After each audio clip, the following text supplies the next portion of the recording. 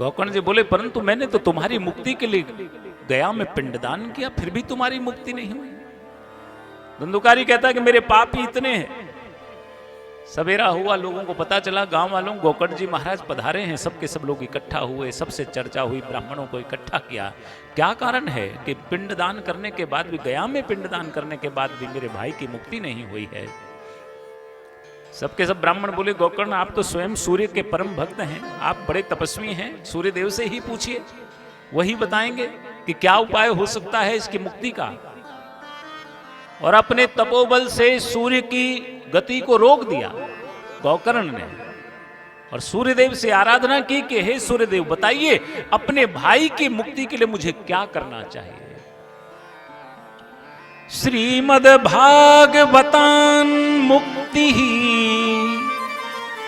सप्ताहम वाचनम कुरुहु इति ही सूर्य वचः सर्वैर धर्म रूपम तु विश्रुतम। कि हे गोकर्ण तुम्हें अपने भाई की मुक्ति के लिए सप्ताह विधि से श्रीमद् भागवत का अनुष्ठान करना होगा। गोकर्ण जी ने कहा कि अगर ऐसी बात है तो निश्चित रूप से मैं अपने भाई की मुक्ति के लिए इस काम को करूंगा, और धुंधुकारी की मुक्ति के लिए आत्मदेव और उनकी जो पत्नी है उन सब की बोले अगर कोई फिर भी रह जाए तो महाराज, कोई भी जो है पितर रह जाए, प्रेत रह जाए, तो उसकी मुक्ति के लिए मैं इस संकल्प लेता हूं। श्रेष्ठ ब्राह्मणों को यजमानत्व देकर के गोकर्ण जी ने स्वयं ने कथा कही अपने भाई की मुक्ति के लिए। अब वो तो वायु रूप था, पंडाल बनाया गया, मुहूर्त निकाला गया, सब विधि विधान से कार्य प्रारंभ हुआ, पर भागवत की कथा सुने कब?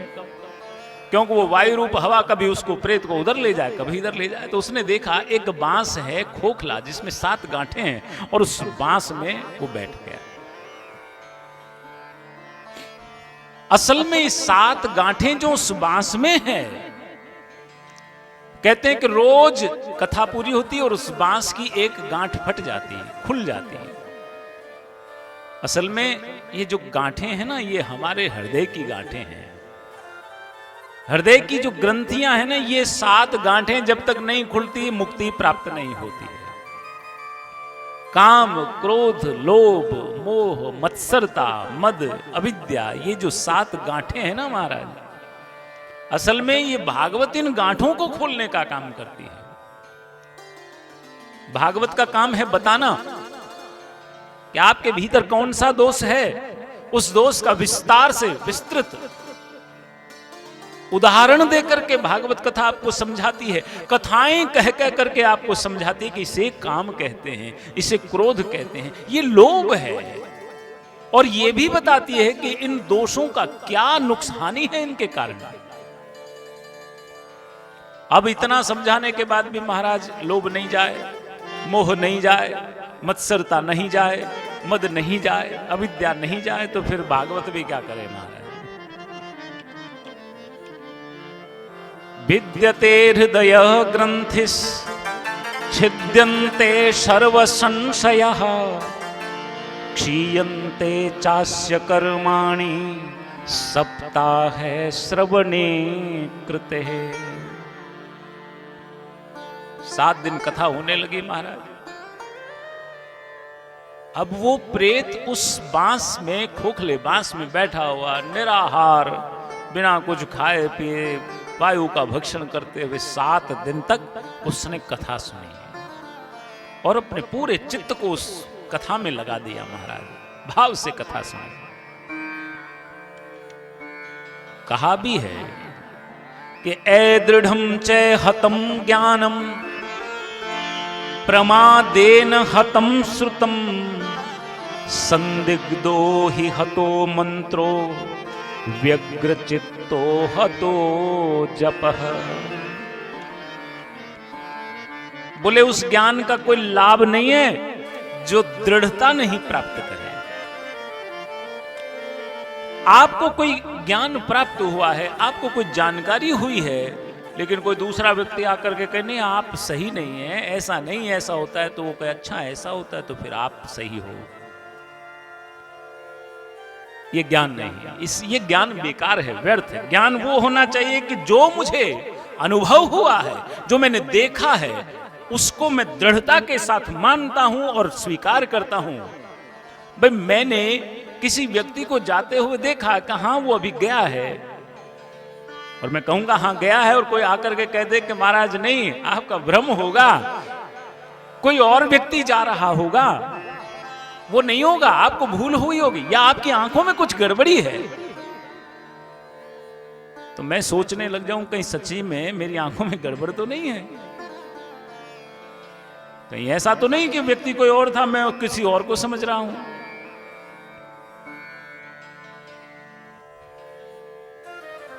तो ऐसे में वो ज्ञान जो दृढ़ नहीं होता है वो व्यर्थ है। दूसरा, कथा चल रही हो, बोले ध्यान नहीं देने से श्रवण का लाभ नहीं है। ये इस प्रेत ने किया चूंकि उसने ध्यान दिया, कथा हो रही उस पर, निराहार भी रहा, सब चारों तरफ से सबको भूल भाल करके उस कथा में रम गया, तब जाकर के उसको मोक्ष प्राप्त हुई, उसकी मुक्ति हुई। चूंकि उसका ज्ञान दृढ़ था, जो उसने सुना उसको माना पक्के से, नहीं जो मैंने सुना है वही सत्य है, जो गोकर्ण कह रहे हैं वही सत्य है, और पूरा ध्यान दिया। तो इसलिए कहते हैं कि श्रवण का लाभ तब है जब आप ध्यान पूर्वक सुने। तो कथा चल रही हो और कथा के बाद घर वाले घर जाएं तो पूछें आज काय की कथा थी, तो बोले वो गणेश जी के भजन पे हमने नृत्य किया, उसके बाद फिर वो आनंद घाट से रवाना हुए थे और फिर बस कहां जाकर के रुकी उसका पता नहीं।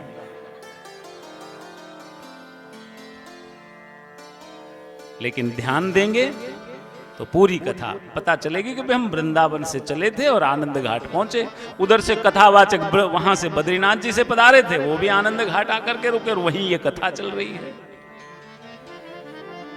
लेकिन असली कथा कहां चल रही है? नैमिषारण्य में। वो हम सुन रहे हैं जो सूत जी महाराज कह रहे हैं, 88,000 ऋषि मुनियों के बीच सौनक आदि ऋषियों को, वहां कथा चल रही है और उस कथा को हम आपको कह रहे हैं, और वो सूत जी जिनसे उन्होंने सुना वो कथाएं सुना रहे हैं। असली कथा जो हम कह रहे हैं सुन रहे, वो कहां हो रही है? नैमिषारण्य तीर्थ में। वहीं नैमिषारण्य में ही सुना गया कि गोकर्ण जी ने भी कथा कही, सनकादिक मुनि ने भी कथा कही, भगवान महादेव ने भी कथा कही, वहीं सबने सुना और वहीं से ये परंपरा आगे बढ़ी। तो यहां पर बोले श्रवण का लाभ जब तक नहीं है जब तक उस पर ध्यान नहीं दिया जाए, और मंत्र का लाभ संदेह पर नहीं है। हम कोई मंत्र का जाप कर रहे हो, गुरुजी ने कहा कि ओम नमो भगवते वासुदेवाय, इस मंत्र का जाप करोगे तो कल्याण होगा, या कोई भी गुरु मंत्र देते हैं और हम माला हाथ में वो मंत्र का जाप कर रहे हो, पता नहीं गुरुजी ने सही बताया है कि नहीं बताया है, कहीं ऐसा नहीं हो हमारे ग्रह गोचर तो कुछ और हो और गुरुजी ने कुछ और तो नहीं बता दिया। इस माला को तो फेर रहे हैं पर पता नहीं लाभ मिलेगा कि नहीं मिलेगा, इस प्रकार का संदेह उस जाप के लिए करना नहीं करना समान है। यानी संदेह यदि किसी मंत्र के जाप पर आप करते हैं तो उस संदेह करने पर उसका लाभ नहीं मिलेगा। पूर्ण विश्वास के साथ जब तक मंत्र का जाप नहीं करेंगे तब तक उसका लाभ नहीं। दूसरा,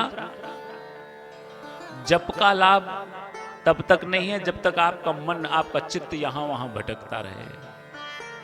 एक हाथ में माला और दूसरे में रिमोट कंट्रोल। कभी माला तो वो तो मुंह से चल रहा है ना महाराज, सीरियल तो सामने चल रहा है, वो तो अलग अलग काम है। माला चल रही है और महाराज कोई बाहर से आया, वो माला, वो रुक जा, अंदर मत घुसना।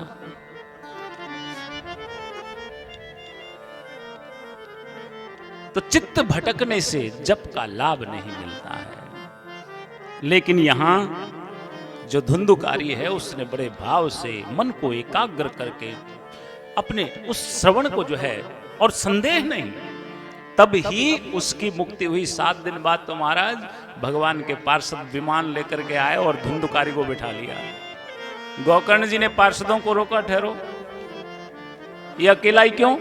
इतने सारे लोग यहां पर कथा सुन रहे थे, उनको क्यों नहीं? तो बोले उनको इसीलिए नहीं, किसी का चित्त भटका हुआ था, कोई कथा में ध्यान नहीं दे रहा था, कोई इतना भरपेट आया था कि बीच में नींद आ रही थी, किसी को क्या समस्या, किसी को क्या समस्या। तो बोले इसलिए, लेकिन इसके साथ कोई समस्या नहीं थी धुंधुकारी के साथ, इसलिए हम इसको लेने के लिए आए हैं। अगर इसकी तरह बाकी के लोग भी कथा सुनेंगे तो हम उनको भी लेने के लिए आएंगे। और फिर उसके बाद महाराज एक बार फिर कथा कही गोकर्ण जी ने श्रावण मास में, और इस बार तो महाराज इतने सारे विमान लेकर के पार्षद पधारे, पूरे गांव भर के लोगों ने बड़े भाव से उस कथा को सुना और उन सबको वैकुंठ धाम प्राप्त हुआ। तो इस प्रकार से सनकादिक मुनि कथा कह रहे हैं। नारद जी ने कथा के लिए प्रश्न किया कौन कौन लोग, तो सनकादिक मुनि ने कहा धुंधुकारी जैसे पापी भी इस कथा के श्रवण से मुक्त हो जाते हैं, ये इस कथा का लाभ है। बोले इसकी विधि क्या है? तो सप्ताह विधि को बताया सनकादिक मुनि ने कि सबसे पहले यदि कोई कथा करनी हो तो उसका मुहूर्त निकलवाना चाहिए। मुहूर्त निकालने के बाद सबको निमंत्रित करना चाहिए। इस कथा को किसी तीर्थ स्थल पर, किसी वन क्षेत्र में, अपने घर पर, देव स्थान पर, कहीं भी इसे किया जा सकता है। लेकिन इसके पहले एक मंडप का निर्माण करके उसी में 7 लोगों की कल्पना करते हुए वक्ता का स्थान सुनिश्चित किया जाए। श्रेष्ठ तो यह है कि यदि वक्ता उत्तर की तरफ मुख करके बैठा हो तो श्रोताओं को पूर्वाभिमुख होकर के बैठना चाहिए। यदि वक्ता पूर्वाभिमुख होकर के बैठा हो तो श्रोताओं को उत्तराभिमुख होकर बैठना चाहिए। यदि ये संभव नहीं है तो जिस सम्मुख बैठकर यानी सामने बैठकर के भी कथा का श्रवण लाभ लिया जा सकता है। महाराज वक्ता कैसा होना चाहिए? विरक्तो वैष्णवो विप्रो वेद शास्त्र विशुद्धिकृत दृष्टांत कुशलो धीरो वक्ता कार्योति निस्पृह। विरक्त होना चाहिए। विरक्त का मतलब घर बार छोड़ करके जंगल में जाकर के कुटिया बना ले और फिर कुटिया बनाने के बाद सोचे कि थोड़ा सा बड़ा हो जाए तो इधर उधर कब्जा हो जाए तो 2-3-4 बीघा जमीन हो जाए। और जब इतनी जमीन भी आई गई है तो इसमें 100-200-500 पेड़ भी लग जाए। अब अपने आश्रम में एसी नहीं है तो थोड़ा पक्का करवा करके एसी भी लगवा लें। अब अकेले पड़े रहते हैं, मन नहीं लगता तो चलो एक टीवी भी तो होना चाहिए बड़ा सा, जो है 36 इंची 38। ये विरक्ति नहीं है। भगवा पहन लो और फिर मेरी तरह लंबे लंबे बाल जटाएं बढ़ा लो तो इसका मतलब विरक्ति नहीं है। घर में रहते हुए भी एक गृहस्थ भी विरक्त हो सकता है। बहुत सारा मिल जाए तो बहुत प्रसन्नता नहीं हो, कभी कुछ छूट जाए तो दुख नहीं हो, यही विराग है। कहा ना कि दुख में तड़पो मती, सुख में फूलो मती, प्राण जाए मगर नाम भूलो मती। समस्या क्या है कि थोड़ा सा आया नहीं हो रहे साहब, हमारे पास तो बहुत कुछ है, और कभी थोड़ा सा निकल गया तो बस रात भर नींद नहीं आती, महाराज आज तो बहुत घाटा हो गया। अब नींद नहीं आती तो फिर डॉक्टर कहता है ज्यादा नहीं 0.25 ट्राई का ले लो 2-4 दिन। इसलिए कहते हैं कि सुख में फूलो मती, दुख में तड़पो मती, इसी को वैराग्य कहते हैं। तो बोले ये गुण बताए हैं वक्ता के। दूसरा, वैष्णव होना चाहिए। भगवान विष्णु के प्रति श्रद्धा का, विश्वास का भाव, समर्पण का भाव होना चाहिए, अर्थात भगवान नारायण को मानने वाला होना चाहिए। तीसरा, विप्र होना चाहिए, ब्राह्मण होना चाहिए। चौथा, वेद शास्त्र विशुद्धिकृत, जिसने वेद शास्त्रों को पढ़ा हो। और उसके बाद दृष्टांत कुशलो धीरो हो, यानी उदाहरण देकर के समझाने में सक्षम हो। क्या कथा कही 4 घंटे में महाराज, समझ में नहीं आया हमारे तो। महाराज जी कथा तो कह करके गए थे, बीच बीच में भजन गायक तो बहुत बढ़िया भजन गा रहे थे, पर महाराज जी क्या बोल रहे थे वो महाराज ही जाने।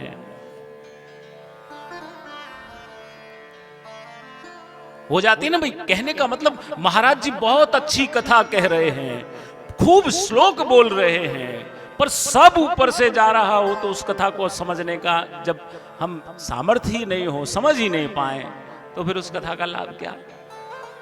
इसलिए कहा है, भागवत में लिखा है, दृष्टांत कुशलो। श्लोक बोल करके उसका अर्थ समझ में भी नहीं आए तो एक उदाहरण दे दो, दृष्टांत देकर के समझाने का जो प्रयत्न करे, समझा सके, और फिर धीरो, धैर्य जिसमें हो। हमारे कई वक्ता, ये हमसे ज्यादा ज्ञानी है वक्ताओं के बारे में महाराज, कथा कहते कहते डांट देते हैं जोर से, अरे क्या लगा रखा है, क्या बोल रहा है।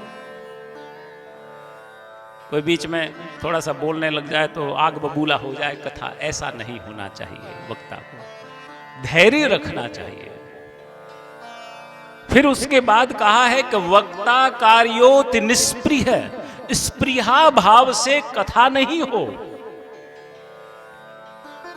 पहले ही दिन से चलो कथा जल्दी से हो जाए, इतनी दक्षिणा तो पक्की है, ये तो मिलने ही वाली है, ये है स्पृहा का भाव। लालच के भाव मन में हो कि कथा करने से ये लाभ हो जाएगा, वो हो जाएगा, ये हो जाएगा, वो हो जाएगा, तो ये स्पृहा भाव नहीं होना चाहिए वक्ता में। बोले हम कथा करने तो बाद में आएंगे महाराज, हमारे फ्लाइट के टिकट बुक हो जाएं, हमारी रहने की व्यवस्था हो जाए, और एडवांस आप जो है ये अकाउंट नंबर इसमें डाल दीजिए, उसके बाद हम रवाना होंगे।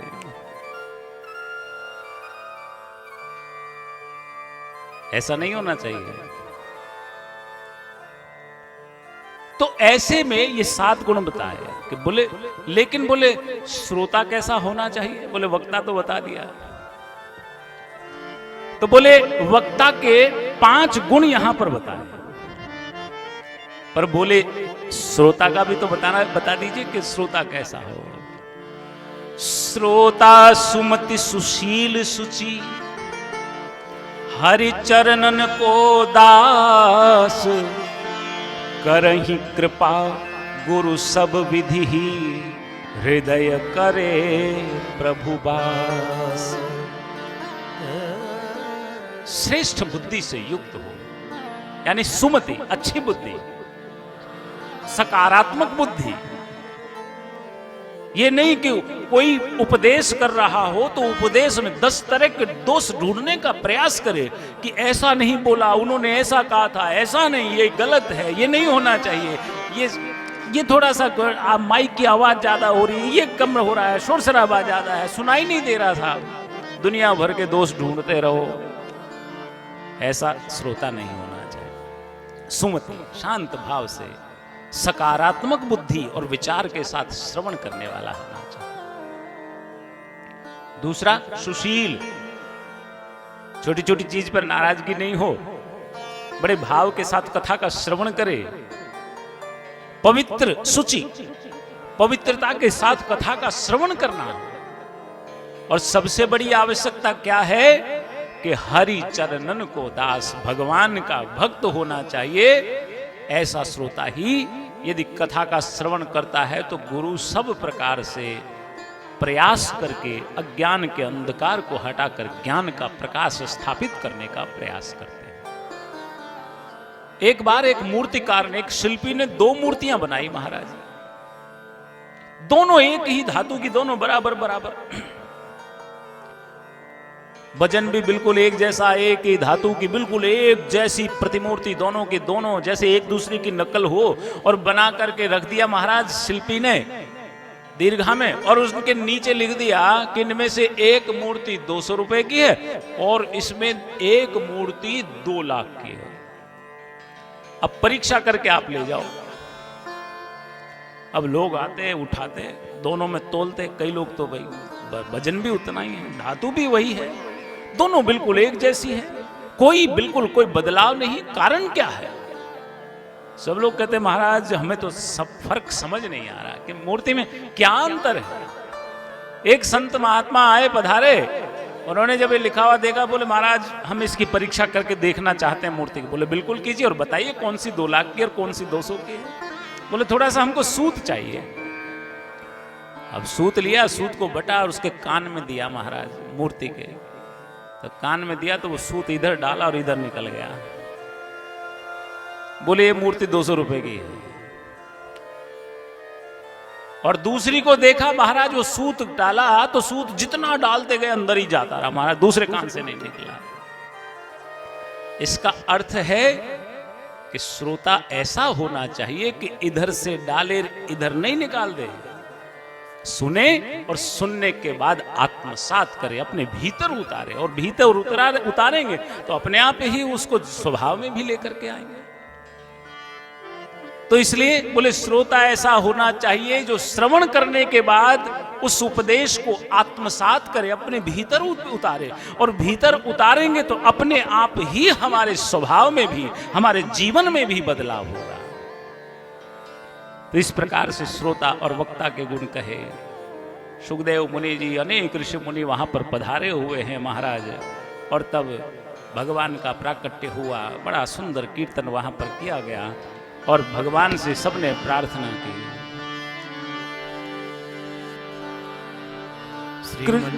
नारायण नारायण हरि हरि, श्रीमन्नारायण नारायण हरि हरि, श्रीमन्नारायण नारायण हरि हरि, श्रीमन्नारायण नारायण हरि हरि।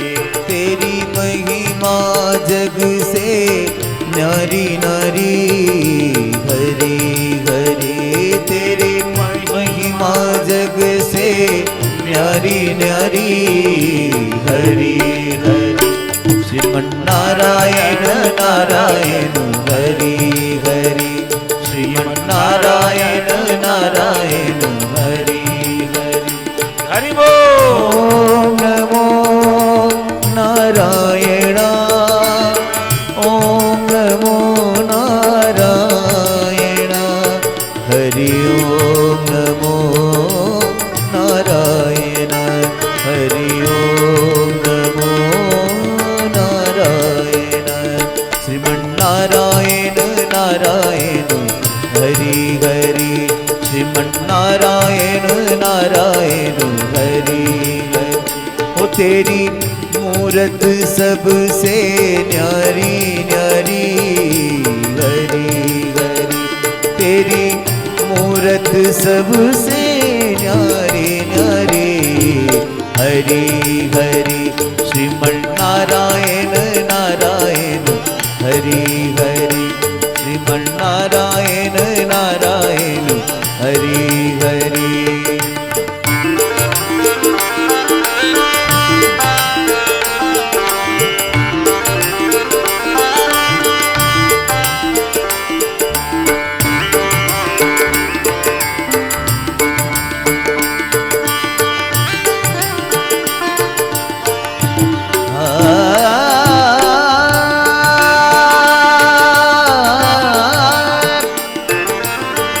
वसुदेव सुतं देवं कंस चाणूरमर्दनो, देवकी परमानन्दं वन्दे कृष्णं जगद्गुरु, श्रीमन्नारायण नारायण हरि हरि, श्रीमन्नारायण नारायण हरि हरि। हो तेरी लीला सबसे न्यारी न्यारी हरि हरि, तेरी लीला सबसे न्यारी न्यारी हरि हरि, श्रीमन्नारायण नारायण हरि हरि, श्रीमन्नारायण नारायण। ओम नमो नारायण, ओम नमो नारायण। ओम नमो नारायण हरि ओम नमो नारायण श्रीमन्नारायण नारायण हरि हरि श्रीमन्नारायण नारायण हरि हरि नारायण नारायण हरि हरि श्रीमन्नारायण नारायण हरि हरि ओ तेरी लीला सबसे न्यारी न्यारी हरि हरि तेरी लीला सबसे न्यारी न्यारी हरि हरि श्रीमन्नारायण नारायण हरि हरि नारायण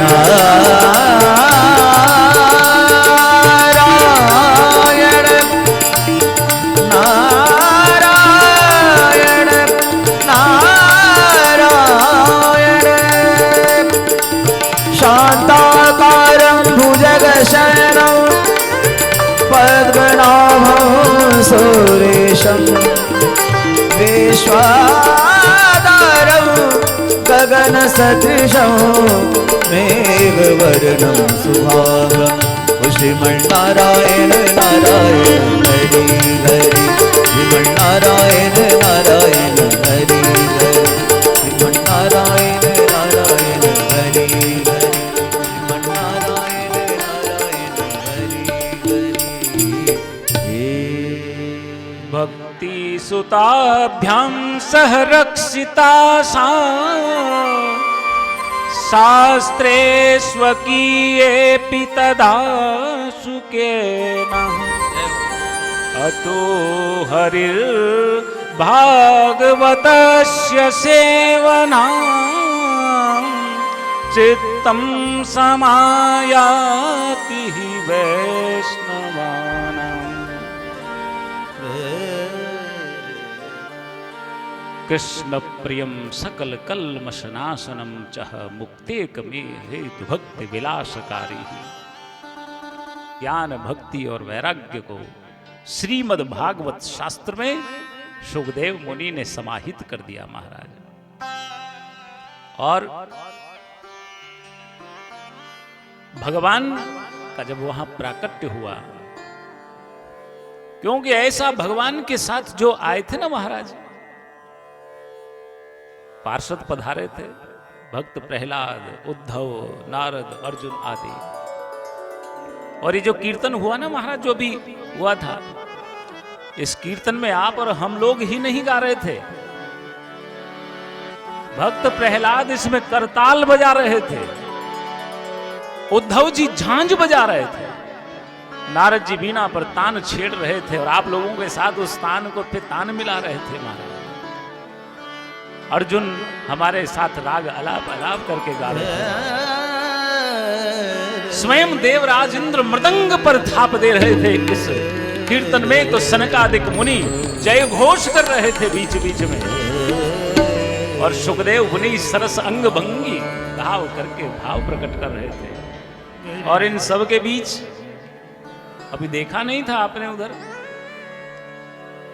भक्ति सर्वत्र नृत्य कर रही थी, स्वयं भक्ति ही नृत्य कर रही थी ज्ञान और वैराग्य के साथ।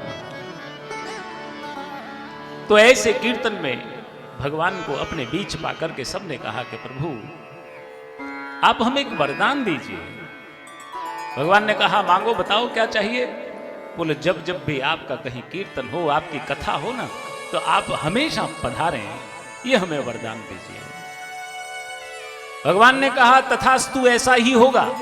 जहां जहां भी हमारी कथा होगी, हमारे गुणों का गान होगा, कीर्तन होगा, हम किसी न किसी रूप में वहां अवश्य आएंगे। और भगवान वास्तव में हमारे बीच ही रहते, पता नहीं कब किस रूप में। और भगवान की कथा होती है ना महाराज, वो हमारे हृदय में ही प्रकट हो जाते हैं। कीर्तन में नृत्य तभी तो होता है महाराज जब भगवान स्वयं भीतर प्रविष्ट हो जाते हैं। नहीं तो अहंता ममता, अरे लोग क्या कहेंगे, ऐसे सबके बीच नाचना अच्छा थोड़े ना लगता है। पर वो जब ये सब ये जो है ना, ये वृत्तियां हैं, भय, संकोच, धैर्य आदि, ये जब दूर हो जाती है, भगवान जब अपने हृदय में प्रविष्ट हो जाते हैं, तभी वो नृत्य होता है महाराज कीर्तन पे। और यहां पर भगवान ने कहा कि हम अवश्य आएंगे। भगवान चले गए, वरदान देकर के कथा पूरी हुई, ज्ञान भक्ति और वैराग्य का कष्ट दूर हुआ। सौनक ऋषि ने पूछा, कहां? नैमिषारण्य तीर्थ में, क्योंकि सारी कथा जो हमने कही वो सारी कथा सूत जी महाराज ने तो सुनाई है हमको। सूत जी महाराज ने जब ये सारी कथा कह सुनाई, किस प्रकार से सनकादिक मुनि ने कथा कही, भगवान पधारे हो, तो सौनक ऋषि ने एक प्रश्न किया कि हे सूत जी महाराज, आप हमें ये बताइए कि जो कथाएं आपने बताई ना, कि गोकर्ण जी ने भी कही, सनकादिक मुनि ने भी कही, राजा परीक्षित जी के लिए भी कहा गया कि उन्होंने भी जो है कथा कही है, तो ये कथाएं कब हुई? आप कृपा करके हमको इनके समय के बारे में बताइए।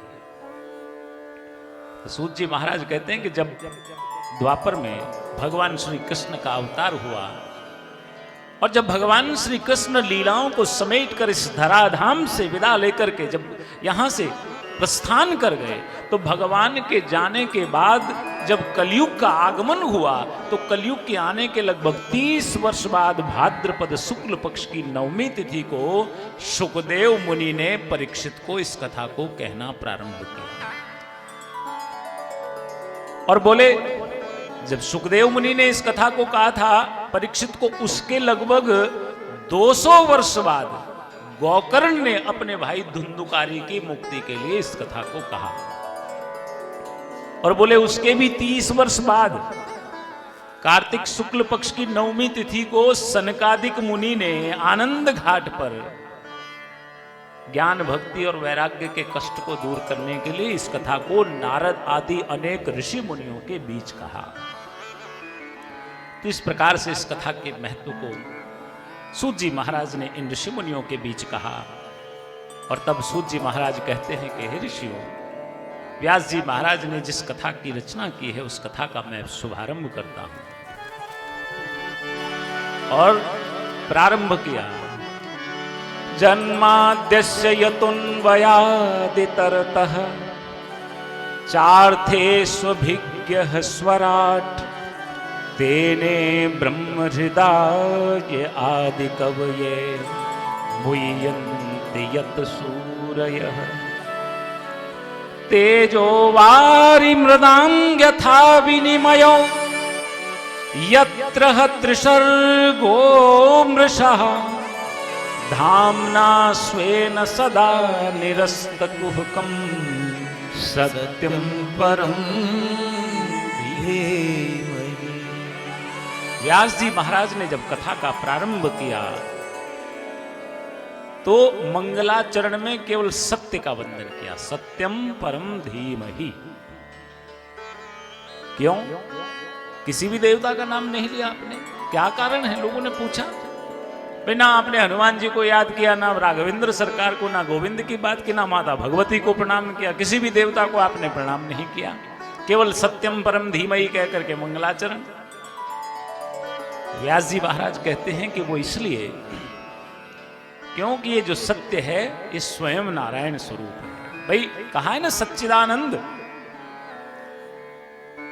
समस्त देवता सत्य स्वरूप है, इसलिए सत्य में सब समाहित है। अगर मैं कहता कि मैं राघवेंद्र सरकार का नाम लेता, लोग कहते हैं लगता है राम जी से संबंधित ग्रंथ है। गोविंद का नाम लेता तो लोग समझते कि लगता है भगवान कृष्ण की लीलाएं इसमें होंगी। माता भगवती का नाम लेता, उनका स्मरण करता, वंदन करता तो उनसे संबंधित ग्रंथ हो जाता। अगर हनुमान जी को वंदन करता तो हनुमान जी से लोग संबंध स्थापित कर देते। लेकिन मैंने सत्य का वंदन किया है। क्यों? धर्मन दूसर सत्य समाना, धर्मन दूसर सत्य समाना, आगम निगम पुराण बखाना, आगम निगम पुराण बखाना, धर्मन दूसर सत्य समाना, धर्मन दूसर सत्य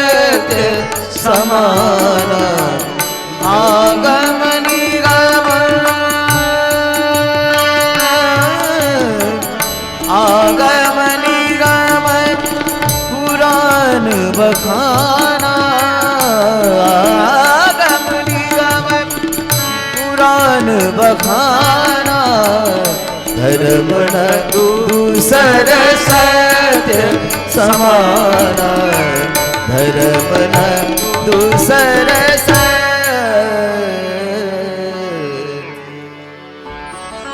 सत्य से बड़ा कोई और धर्म नहीं है कि वेद पुराण उपनिषदों ने कहा है महाराज। धर्म न दूसर, यानी सत्य से बड़ा कोई और धर्म नहीं है।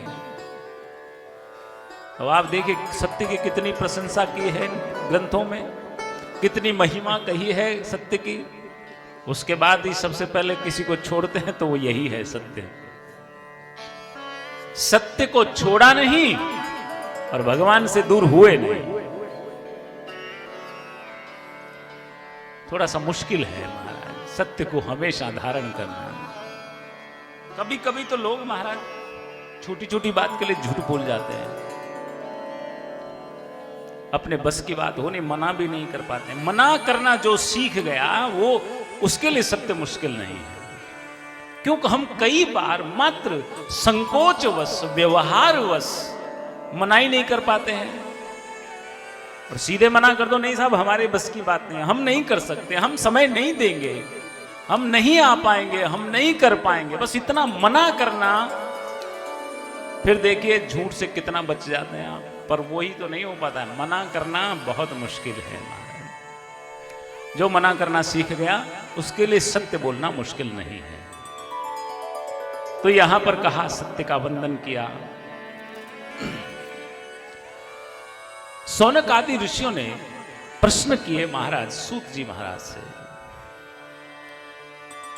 कि हे सूत आप हमें हमारे कुछ प्रश्नों का उत्तर दीजिए।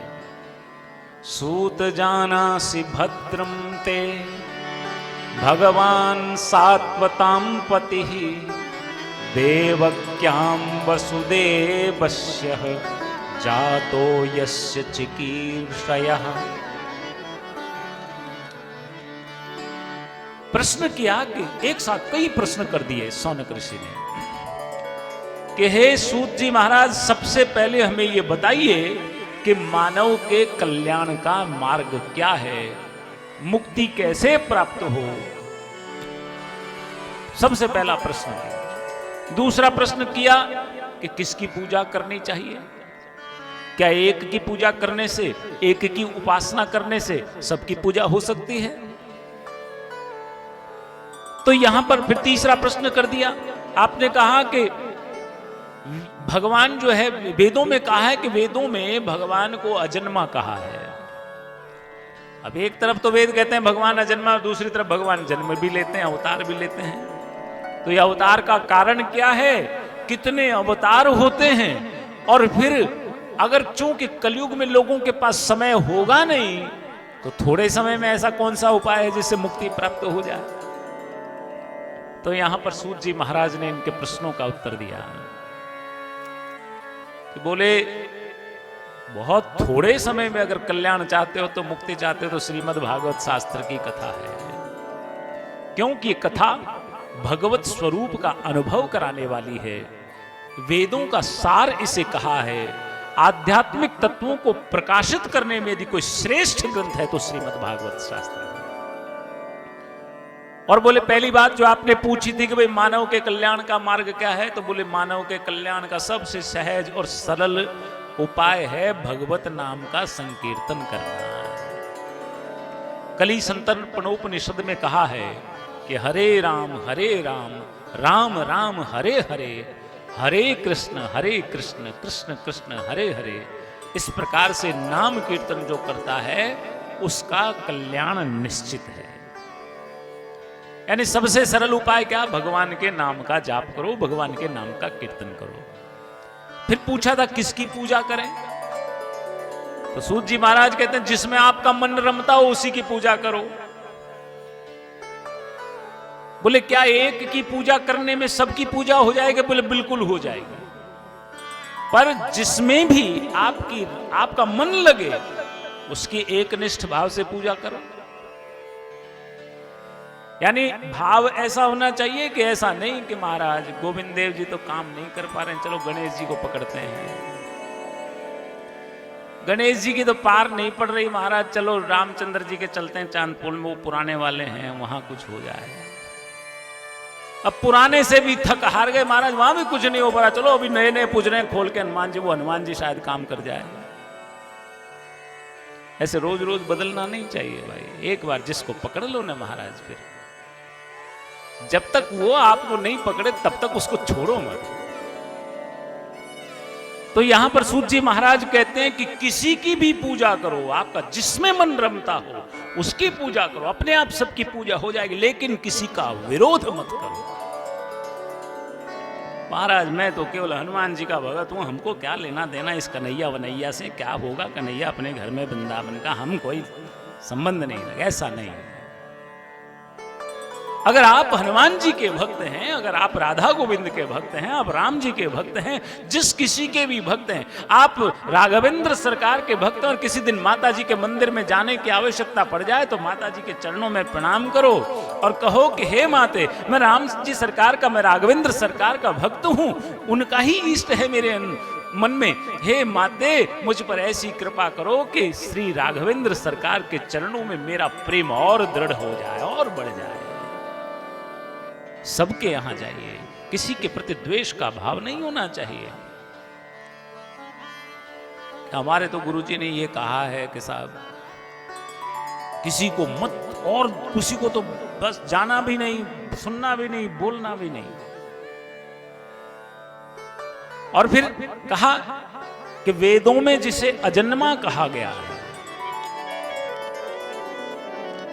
उसको जन्म लेने की आवश्यकता क्यों पड़ जाती है, वही फिर क्यों जन्म लेता है, अवतार लेता है।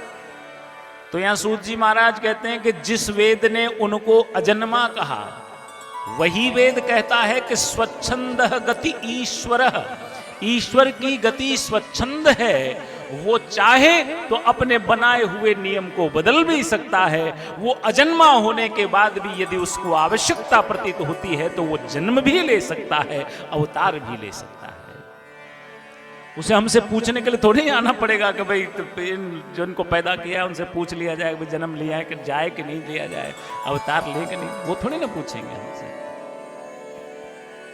और फिर कहा कि थोड़े समय में ऐसा क्या उपाय करें जिससे मुक्ति हो जाए, तो बोले सबसे इंस्टेंट टेक्निक यदि कोई है तो 7 दिन में भागवत की कथा सुनो, राम जी के नाम का स्मरण करो, कीर्तन करो, अपने आप ही मुक्त हो जाओगे। भाई 2-4 बरस आपसे सेवा नहीं हो पाए,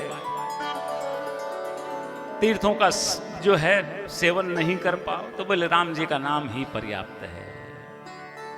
अब बोले पूछा था कि अवतार कितने होते हैं, बोले अवतार लेते भी हैं तो फिर कितने होते हैं। तो सूत जी महाराज कहते हैं कि भगवान की जब इन लोगों के निर्माण की इच्छा होती है तो वो एक विराट रूप धारण करते हैं। 16 कलाएं, 10 इंद्रियां, 5 महाभूत, एक मन, और उस विराट पुरुष के नाभि सरोवर से कमल की उत्पत्ति होती है और उस कमल पर ब्रह्मा जी का अवतरण होता है। और उन ब्रह्मा जी के द्वारा जो सृष्टि की रचना की जाती है उस सृष्टि के अंतर्गत ही, उस सृष्टि का पालन पोषण करने के लिए ही भगवान के भिन्न भिन्न अवतार होते हैं। और तब बोले पहला अवतार कहा सनत, सनंदन, सनातन और सनत कुमारी सनकादिक मुनि के लिए कहा। बोले दूसरे अवतार में वही वराह बन जाते हैं, देवर्षि नारद बनकर के भक्त शिरोमणि का जो है के रूप में भी वही अवतरित हो जाते हैं। तो धर्ममूर्ति के गर्भ से नर और नारायण भी का भी अवतार लेकर के वो पधारते हैं। तो वही सांख्य शास्त्र के प्रणेता बनकर, कपिल देव बनकर के भी उनका अवतरण होता है। अत्रि और अनुसुईया के पुत्र के रूप में, दत्तात्रेय के रूप में उनका 6ठा अवतार कहा गया। तो वही रुचि प्रजापति की पत्नी के पुत्र यज्ञ भगवान के रूप में 7वें अवतार में आते हैं। तो 8वें अवतार में वही ऋषभदेव बन जाते हैं, राजा नाभि और मेरू देवी के पुत्र के रूप में ऋषभदेव अवधूत बन करके लोगों का कल्याण करते हैं। वही 9वें अवतार में राजा पृथु के रूप में, राजा के रूप में आकर के लोक कल्याण का कार्य करते हैं। तो वही 10वें अवतार में मत्स्य बन जाते हैं। तो 11वें में कच्छप धनवंतरी बन करके वही अमृत का कलश लेकर के आकर के ना केवल देवताओं का हित करते हैं, अपितु इस संसार के भिन्न भिन्न प्रकार के रोगों से मुक्ति का जो है साधन भी बन करके आते हैं। वही देवताओं का कल्याण करने के लिए 13वें अवतार में मोहिनी बन जाते हैं, तो नृसिंह के रूप में उनका 14 अवतार की बात कही। और वही फिर छोटा सा रूप धारण करके वामन भी बन जाते हैं एक अवतार में। तो जो अभिमानी राजा है, उन राजाओं का अभिमान चूर चूर करने के लिए वही परशुराम बन जाते हैं। लोक कल्याण के लिए श्रीमद् भागवत कथा को की रचना करने के लिए वही पाराशर और सत्यवती के पुत्र के रूप में व्यास बनकर अवतीर्थ होते हैं। तो 18वें अवतार में वही राम बनकर के आकर के त्रेता में जो है लोगों को मर्यादा मार्ग की शिक्षा प्रदान करते हैं। वही 19वें अवतार में बलराम, 20वें अवतार में वही कृष्ण बन जाते हैं। तो ऐसे ही में बुद्ध के रूप में उनका 21वां अवतार कहा, तो और कहा कि भविष्य में कल्कि के रूप में उनका 22वां अवतार होगा। और हंस और हयग्रीव इन 2 और अवतारों की कथा भी कही जाती है। तो इस प्रकार से ये 24 अवतार जो है इनकी कथा कही गई। चाय तैयार है, इशारा करने के लिए। अच्छा ठीक, मुझे लगा 3 बज गए भाई, कई लोग उबासियां ले रहे थे तो उनकी समझ करके। तो चलिए 24 अवतार इस प्रकार से कहे गए हैं। अब 24 अवतारों में कहते हुए बोले, यहां पर उन्होंने कहा कि सौनक जी ने एक और प्रश्न किया महाराज। बोले महाराज ये कथा किस युग में, कहां और किस काल में इसकी रचना हुई? व्यास जी ने इस कथा की रचना क्यों की, आप कृपा करके बताइए। कस्मिन् युगे प्रवृत्तेयं स्थाने वाकेन हेतुनः कुतः संचोदितः कृष्णः कृतवान् संहितां मुनिः। बोले कब इसकी रचना हुई? तो बोले वर्तमान चतुर्युगी के 3रे युग द्वापर में महर्षि पाराशर के द्वारा वसु कन्या सत्यवती से व्यास जी का जन्म हुआ। सरस्वती नदी के तट पर बैठे हुए थे। एक दिन नारद जी महाराज उनके यहाँ पधारे। नारद जी ने व्यास जी को देखा। व्यास जी को देख करके नारद जी बोले कि हे व्यास जी महाराज, आप कुछ असंतुष्ट से दिखाई दे रहे हैं, कुछ खिन्न दिखाई दे रहे हैं, क्या कारण है? व्यास जी बोले कि हे देवर्षि, पता नहीं 17 पुराण रच दिए, लेकिन उसके बाद भी मन में ऐसा लगता है कभी कोई काम बाकी रह गया है, अभी भी ऐसा लगता है कि कुछ न कुछ करना शेष है, पर पता नहीं वो ऐसा कौन सा काम है जो मुझसे नहीं हो पाया है। नारद जी ने ध्यान लगाया और ध्यान लगा करके बोले कि व्यास जी महाराज 17 पुराण भले ही रच दिए हों, लेकिन किसी भी पुराण में भगवान श्री कृष्ण की लीलाओं का विशद गान आपने अब तक नहीं किया। तो फिर बोले एक और पुराण की रचना करो और उस पुराण में भगवान श्री कृष्ण की लीलाओं का विस्तार से जो है वर्णन करो। व्यास जी महाराज बोले महाराज अब ये नहीं हो सकता, क्योंकि अब बोले ना तो एक जगह ज्यादा देर बैठा रहा जा सकता, घुटने जवाब दे गए हैं, बुढ़ापा आ गया है, दिखाई देना बंद हो गया है। बोले अब मन एक जगह लगता नहीं, तो ऐसे में इस बुढ़ापे में अब एक और पुराण की रचना ये संभव नहीं है। नारद जी महाराज बोले कि हे व्यास जी महाराज, आपके लिए असंभव कैसे हो सकता है? क्योंकि बोले इसलिए क्योंकि आपने तो बहुत सत्संग प्राप्त किया है और सत्संग संतों की संगति का प्रभाव तो अद्भुत होता है। बोले सत्संग के प्रभाव से मैं जो वेदवादी दासियों का पुत्र हुआ करता था, वेदवादी दासी जो ब्राह्मणों की दासी का पुत्र होकर के भी सत्संग के प्रभाव से जब मैं देव ऋषि नारद बन सकता हूं, तो आप क्या एक पुराण की रचना नहीं कर सकते? आपको तो इतना सत्संग प्राप्त हुआ है। व्यास जी महाराज बोले नारद जी आप और दासी पुत्र? बोले हाँ। और तब कहान कहना शुरू कराया महाराज, अपनी कथा सुनाई नारद जी महाराज ने व्यास जी को। बोले पूर्व जन्म में मैं वेदवादी ब्राह्मणों की दासी का पुत्र हुआ करता था, लगभग 1 वर्ष का रहा होगा, मेरे पिता का देहांत हो गया। बोले पिता का देहांत हुआ तो माता को चिंता हुई कि बालक का भरण पोषण कैसे हो, मुझे लेकर के चल पड़ी। यहां वहां घूम रही थी। एक जगह कुछ ब्राह्मणों के घर थे, उन ब्राह्मणों के पास जाकर के उसने, मेरी माँ ने कहा कि हे ब्राह्मण देवता, मेरा छोटा सा बालक, आपके यहाँ कोई छोटी मोटी नौकरी हो, सेवा का काम हो तो आप मुझे दीजिए ताकि मेरे बालक का भी भरण पोषण हो जाए। ब्राह्मणों ने कहा कि देखो बालिके देवी पुत्री, हमारे यहाँ कोई और विशेष काम तो नहीं है, लेकिन ये गौ माता की सेवा का काम है। यदि तुम चाहो तो यहाँ रह करके गौ माता की सेवा करो और अपने पुत्र का भरण पोषण करो। बोले मेरी माँ ने उन ब्राह्मणों के यहाँ गौ सेवा के काम को स्वीकार किया और मैं धीरे धीरे बड़ा होने लगा। एक बार चातुर्मास के लिए बड़े संत वहां उन ब्राह्मणों के यहाँ पधारे। 4 महीने वो संत लोग वहां पर रहे और वो संत लोग मुझे अपने पास बुला लेते, अपने पास, अपने आसन के पास ही बिठा लेते और भगवान श्री कृष्ण की अनेक प्रकार से लीलाएं, अनेक प्रकार से कथाएं सुनाया करते। महाराज मैं छोटा सा बालक बड़े भाव से उनकी कथाएं सुनता। बोले धीरे धीरे लगभग मैं 5 वर्ष का हुआ हूंगा उस समय उनकी कथाओं को श्रवण करने के कारण मेरे हृदय में भक्ति का प्रादुर्भाव हो गया। और जब संत लोगों के कृपा ऐसी हुई एक बार, तो जब संत लोगों का, जब वहां से चातुर्मास पूरा हुआ, बड़ा भंडारा हुआ, दुनिया भर के संत महंत वहां पर संत लोग पधारे भोजन प्रसादी के लिए। सब लोग उन संतों की सेवा में लगे हुए थे। मेरी मां भी उन सब के साथ व्यस्त थी, किसी का मेरी तरफ ध्यान नहीं था। दोपहर से अधिक का समय हो गया और मैं भूख के कारण व्याकुल हो गया। मैंने सोचा क्या करूं, तो मैंने देखा एक कोने में जिन पत्तलों में संतों ने भोजन प्रसादी करी थी ना महाराज, वो पत्तलें एक कोने में रखी हुई, उनमें कुछ झूठन भी पड़ी हुई है। मैं अपने आप को रोक नहीं सका और उस पत्तल में से उस झूठन, वो शीत प्रसादी का भक्षण कर लिया। बोले उन संतों का उपदेश और उस शीत प्रसादी का ऐसा प्रभाव मुझ पर रहा कि मेरे हृदय में भक्ति का प्रादुर्भाव हुआ और मैंने उन संतों से कहा कि हे भक्त संत भगवान, मुझे भी आप अपने साथ लेकर के चलिए। यदि आप मुझे नहीं लेकर के चलेंगे तो मैं अपने प्राण त्याग दूंगा।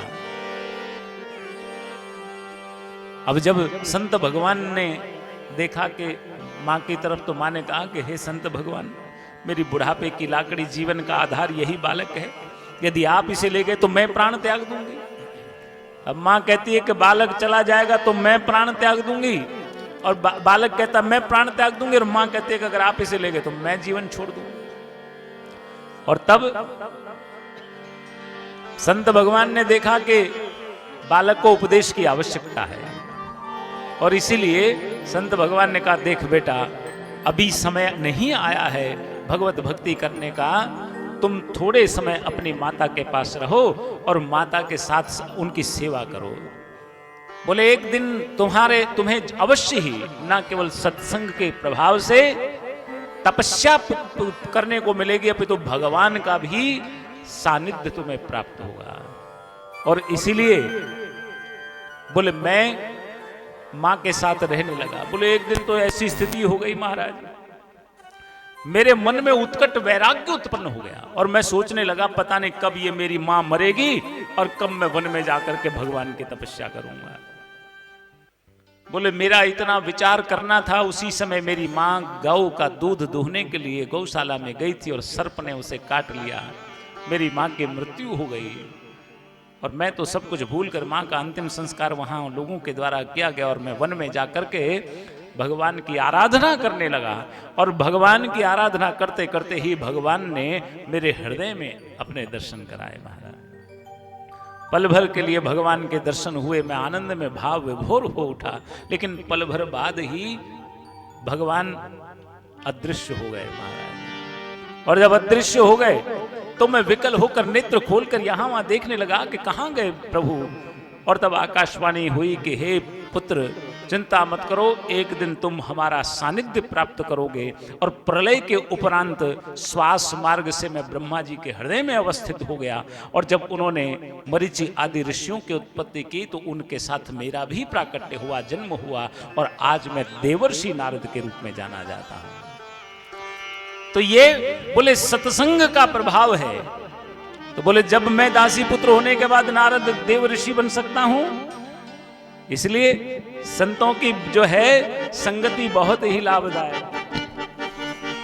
संतन के संग लाग रे तेरी अच्छी बनेगी, संतन के संग लाग रे तेरी अच्छी बनेगी, अच्छी बनेगी तेरी किस्मत जगेगी, अच्छी बनेगी तेरी किस्मत जगेगी, राम चरण अनुराग रे तेरी अच्छी बनेगी, संतन के संग लाग रे तेरी अच्छी बनेगी।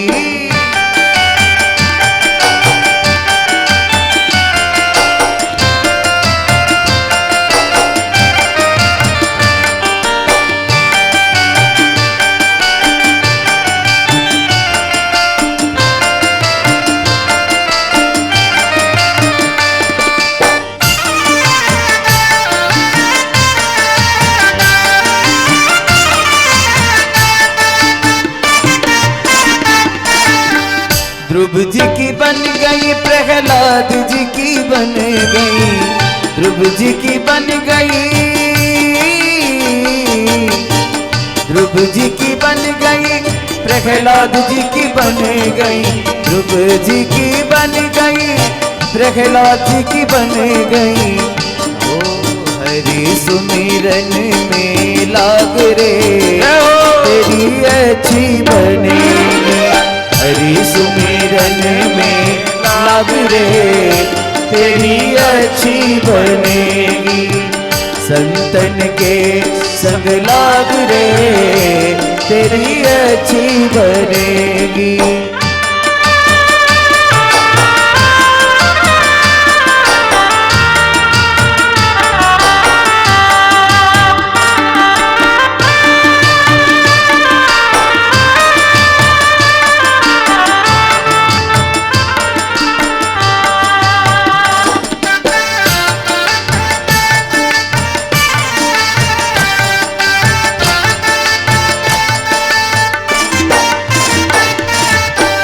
कागा से तो है हंस करेंगे, कागा से तो है हंस करेंगे, कागा से तो है हंस करेंगे, कागा से तो है हंस करेंगे। मिट जाए उड़ के दाग रे तेरी अच्छी बनेगी, मिट जाए उड़ के दाग रे तेरी अच्छी बनेगी, संतन के संग लाग रे तेरी अच्छी बनेगी।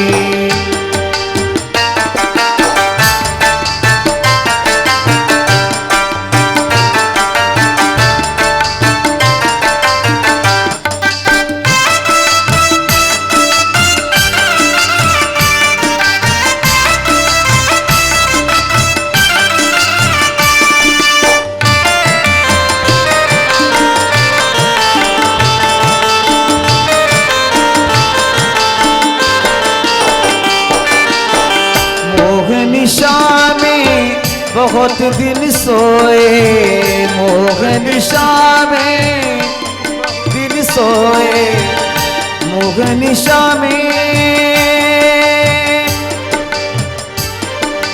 तात मिले पूर्णिमात मिले,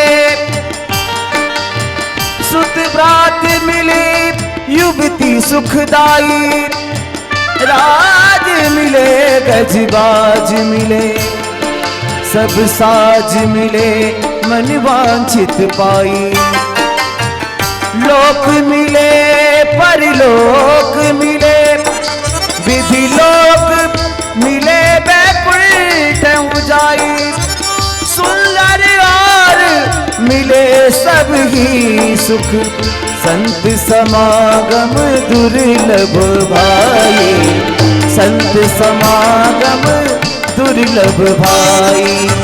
मोहन शाह में बहुत दिन सोए, मोहन शाह में बहुत दिन सोए अब जाग सके तो जाग रे, तेरी अच्छी बनेगी संतन के संग लाग रे, तेरी अच्छी बनेगी संतन के संग लाग रे, तेरी अच्छी बनेगी, तेरी बिगड़ी बनेगी, तेरी किस्मत जगेगी, तेरी बिगड़ी बनेगी।